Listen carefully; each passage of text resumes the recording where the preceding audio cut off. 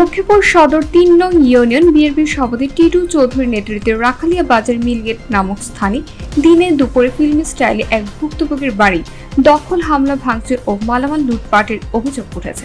ঘটনাস্থল থেকে উপজেলা রায়পুর থানা পুলিশের হাতে নারীসহ আটক হয়েছেন ৩ জন। ভুক্তভোগীর অভিযোগ, টিটু চৌধুরী নানা রকম অপকর্মে লিপ্ত আছে। দলের নাম ব্যবহার করে টিটু চৌধুরী ওই অঞ্চলের মানুষের জমি দখল, খাল দখল, অবৈধভাবে বালু ভরাট সহ বিভিন্ন ধরনের অবৈধ কর্মকাণ্ডে লিপ্ত আছে। এলাকাবাসী আহ্বান জানিয়েছেন যেন লক্ষ্মীপুর জেলা বিএনপি অবিলম্বে এই ব্যক্তির বিরুদ্ধে দলীয়ভাবে ব্যবস্থা নেন। আমরা কথা বলছি রায়পুর থানার চৌকস অফিসার মহিউদ্দিন সাহেবের সাথে। আসলে আপনারা এইখানে তো দেখলাম যে ঘণ্টাব্যাপী চেষ্টা করেছেন তাদেরকে বাইর করার জন্য, এখানে কি অবস্থা দেখেছেন আপনারা যদি একটু জানাতেন।